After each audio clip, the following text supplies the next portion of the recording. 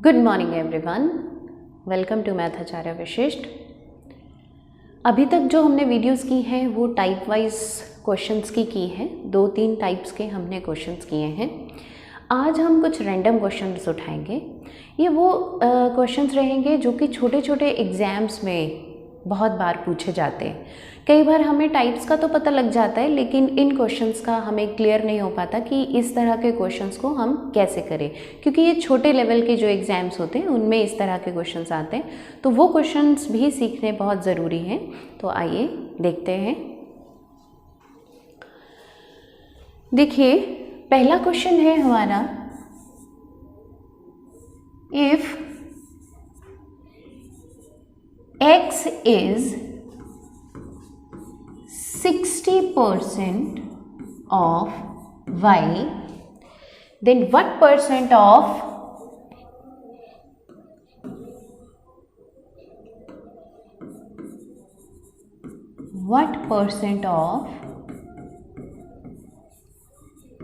x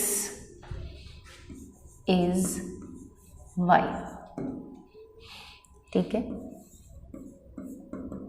सबसे पहले आपने क्या करना है, सबसे पहले क्वेश्चन को देखना है कि क्वेश्चन क्या कह रहा है। आपको पूछा गया if x is 60% of y। ठीक है, जैसे जैसे लिखा हुआ है वैसे वैसे आप वैल्यू लिखते जाइए। यहाँ पे क्या लिखा है, x इज 60% ऑफ किसका, y का। तो y का जो 60% है, 60% वो x है। देखिए, ये जो स्टेटमेंट है ना, ये स्टेटमेंट हमें हमारा रेशो ला के देगी। x और y का हमें यहाँ पे रेशो पता चल जाएगा। तो जब हम इसको सॉल्व करेंगे, देखिए जब भी यहाँ परसेंट है तो परसेंट को हटा के हम नीचे क्या लिख सकते हैं, 100 लिख सकते हैं। और वैसे तो इसको सॉल्व करने का क्या तरीका, परसेंट को हटा के 100 लिख दिया और इसको सिंप्लीफाई कर दिया तो हमारे पास रेशो आ गई। लेकिन आपको अगर, फिर से वही बात रिपीट कर रही हूँ कि आपको अगर फ्रैक्शन वैल्यू पता है 60% की, तो आप एज इट इज़ लिख सकते हो। आपको इस यहाँ से परसेंट काट के नीचे 100 लिखने की कोई ज़रूरत नहीं, और ना ही इसको 20 से काटने की ज़रूरत है, क्योंकि अगर हमें फ्रैक्शन वैल्यू याद है तो हम क्या लिखेंगे, मैंने कहा y का 60%, तो 60% की फ्रैक्शन वैल्यू क्या होती है, हम 60% की जगह क्या लिख सकते हैं, 3/5 लिख सकते हैं डायरेक्टली। अगर हमें याद है तो जितना टाइम हमारा, चाहे 2 सेकेंड चाहे 3 सेकेंड यहाँ पे लगा है इसको सिंप्लीफाई करने में, अगर फ्रैक्शन वैल्यू याद है तो हम डायरेक्टली लिख सकते हैं और वो 2 से 3 सेकेंड हमारे बच सकते हैं। और ये 2 से 3 सेकेंड ही बहुत इंपॉर्टेंट रहेंगे आपके नेक्स्ट क्वेश्चन के लिए। तो यहाँ पे ये वैल्यू आ गया x, यहाँ पे y इंटू 3। अब ये जो 5 है, 5 x के साथ चला जाएगा। अब यहाँ पे 5 डिवाइड हो रहा है तो दूसरी तरफ जाके ये मल्टीप्लाई हो जाएगा, है ना। तो मैंने आपको पहले ही कहा है बेटे कि पहले मैंने आपको बताया था, ये मैं यहाँ से हटा देती हूँ ताकि थोड़ा विजिबिलिटी बढ़ जाए आपकी। मैंने आपको पहले कहा था बेटा, जब कोई न्यूमेरिकल वैल्यू किसी वेरिएबल के साथ मल्टीप्लिकेशन फॉर्म में आती है तो क्या होता है, वो वैल्यूज़ जो हैं वो इंटरचेंज हो जाती हैं। अगर आपको ये कंसेप्ट क्लियर नहीं है तो मेरी पिछली वीडियोस आप देखेंगे तो ये सारा कंसेप्ट मैंने वहाँ पे क्लियर करवाया हुआ है। तो यहाँ पे जिसके सामने जो वैल्यू है, जैसे वेरिएबल y है, y के सामने जो वैल्यू रहेगी वो उसकी रेशो बन जाएगी। तो यहाँ से y की रेशो आई आपके पास 5 और x का रेशो आया आपके पास 3। क्लियर हो गया।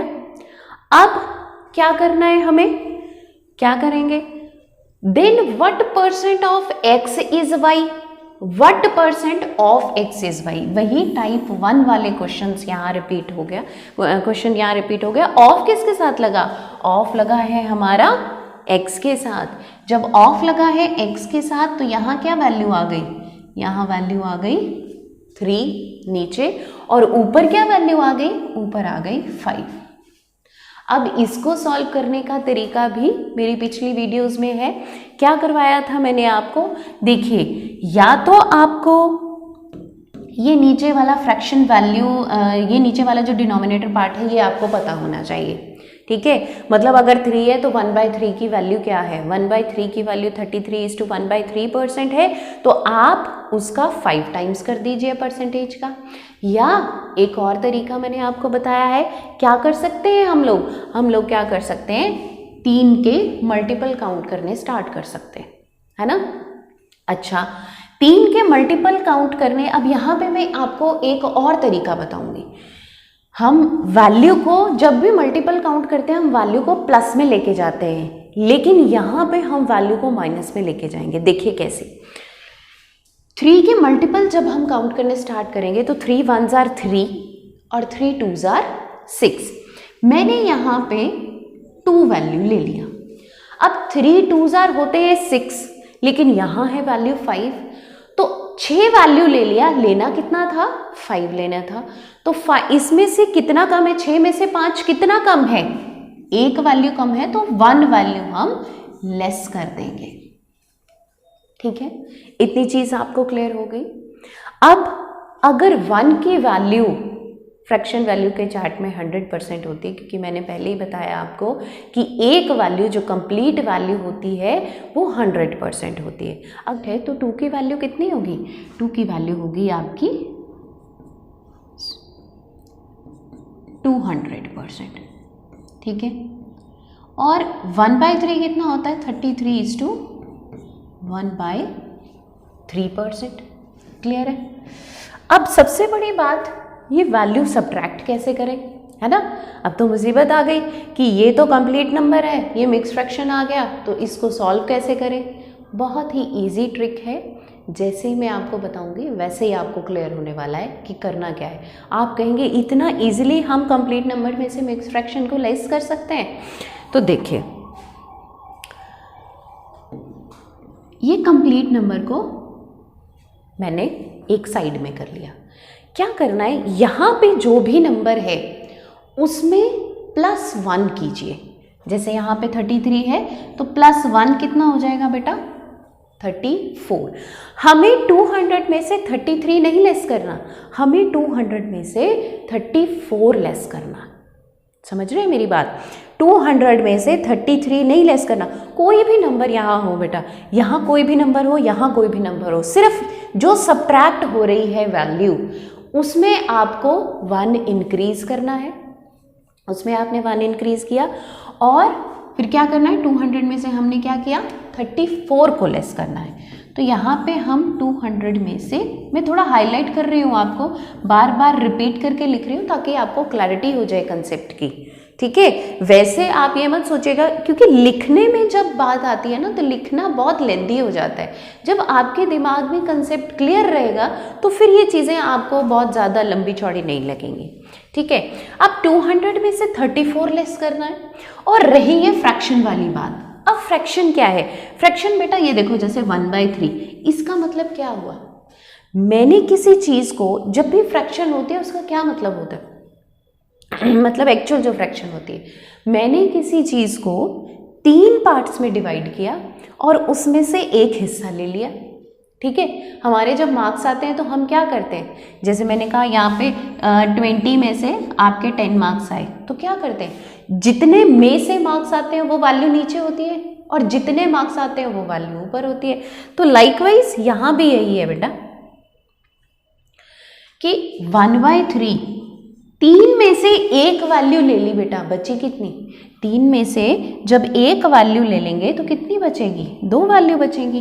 तो 3 में से एक वैल्यू ले लिया, मतलब नीचे वाली वैल्यू में से ऊपर वाली वैल्यू लेस कर दीजिए। तो ये रहा आपका फ्रैक्शन सॉल्व हो गया, फ्रैक्शन वाला पार्ट सॉल्व हो गया। अब 200 में से 34 लेस करना है। 200 में से 30 लेस करते हैं तो कितना आता है, 170 आता है। 170 में से 4 और लेस कर दीजिए, क्या आ जाएगा यहाँ पे वैल्यू, 166 = 2/3%। जब ये छोटी छोटी चीज़ें आपको पता रहती है ना बेटा, ये छोटी छोटी चीज़ें कैसे इस ट्रिक को यहाँ पे कौन सी ट्रिक लगेगा, यहाँ पे कौन सी ट्रिक लगनी चाहिए, है ना, जब ये चीज़ें आपके दिमाग में क्लियर रहती हैं, आपका विजन क्लियर रहता है, तो हम बहुत इजीली और बहुत जल्दी अपने क्वेश्चंस को सॉल्व कर लेते हैं। आइए अब नेक्स्ट क्वेश्चन सॉल्व करते हैं। क्या कहा गया क्वेश्चन में, Q% of Q is 64, then find Q। Q का Q% जो है वो 64 है, तो आपको Q फाइंड करना है कि Q की वैल्यू क्या होगी। तो जैसे जैसे बोला है वैसे आप कर दीजिए। Q का Q% of is 64 कैसे लिखेंगे हम इसको सोल्यूशन में, हम क्या करेंगे, Q का Q% हटा के बेटा नीचे क्या लगता है, 100 लगता है, और कितना है ये 64, है ना। तो अब ये 100 उधर जाके वैल्यू मल्टीप्लाई हो जाएगी, क्योंकि यहाँ जो ये 100 है ये डिवाइड हो रहा है, दूसरी तरफ जाएगा न्यूमेरिकल वैल्यू तो उधर जाके मल्टीप्लाई हो जाती है। मल्टीप्लिकेशन डिवीजन में बदल जाता है, डिवीजन मल्टीप्लिकेशन में बदल जाती है, प्लस माइनस में बदल जाता है, माइनस प्लस में बदल जाता है। ये छोटी छोटी चीज़ें आपको पता होनी चाहिए, ठीक है। तो ये जब उधर जाएगा वैल्यू तो क्या होगा, 64 × 100 हो जाएगा, है ना।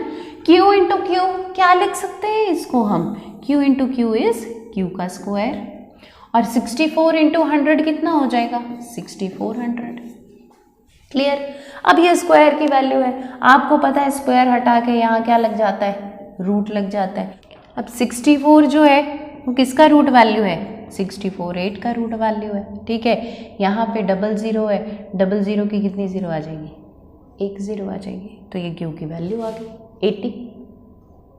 खत्म क्वेश्चन, ठीक है। तो कई बार ये छोटे छोटे क्वेश्चंस हमें पता नहीं लगते कि किस तरह से इन क्वेश्चंस को सॉल्व करना है, ठीक है। तो आइए अब थोड़े से और क्वेश्चंस करते हैं। आइए नेक्स्ट क्वेश्चन लेते हैं। A number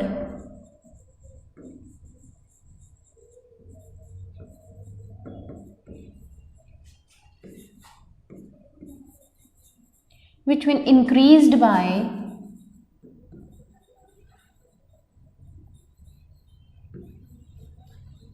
20% becomes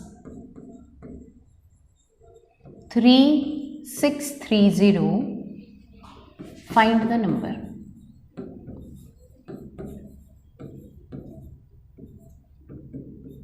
ठीक है। A number which when increased by 20% से अगर कोई नंबर इंक्रीज कर दिया जाए, ठीक है, क्या करेंगे हम, देखिए कोई भी एक नंबर बेटा अपने आप में 100% होता है जब तक उसमें कुछ इंक्रीज या डिक्रीज ना कर दिया जाए, ठीक है। जैसे मैंने कहा कोई भी कंप्लीट वैल्यू 100% होती है, वैसे कोई भी एक नंबर जो है वो 100% होता है। तो जब 100% होता है, देखो ये 100%, मैंने आपको पहले ही बताया कि अगर बेस 100 है तो वैल्यू जो है वो डायरेक्टली इंक्रीज और डिक्रीज की जा सकती है ना। तो नंबर अगर 100% है तो 100 में जोड़ के कितना हो गया, 20 जोड़ दिया तो कितना हो गया, ये 120% हो गया ना। नंबर कितना बन गया, 120%, ठीक। अब हम ऐसे लिखें कि 120% इस जब 20% बढ़ाया तो नंबर कितना बन गया, मतलब ये 120% की वैल्यू हुई 3630, लेकिन हमें इस तरीके से नहीं लिखना है, ठीक है। ये तो सिर्फ आपको समझाने के लिए है। आपने क्या देखना है कि 20% से वैल्यू जो है आपकी वो इंक्रीज हो रही है ना। 20% से अगर वैल्यू इंक्रीज हो रही है, देखो कई बार बेटे इंक्रीज का साइन ऐसे होता है, तो ऐसे भी लिखा हो सकता है, क्वेश्चन में साइन दिया हो सकता है, तो आपको खुद से अंडरस्टैंड करना पड़ता है कि वैल्यू जो है वो इंक्रीज हो रही है। 20% कितना होता है, 1/5। कोई भी वैल्यू 1/5 से इंक्रीज हो रही है तो मतलब ऊपर वाला नंबर जो है वो जुड़ रहा है नीचे वाले नंबर में। तो जुड़ के ये कितना हो गया, 6 हो गया। मतलब ये 6 की वैल्यू दे रखी है 3630, क्योंकि 120% जो होता है, जब परसेंट को हटा के नीचे 100 लिखते हैं, जब इसको काटते हैं तो वैल्यू कितनी आती है, 6/5 ही तो आती है।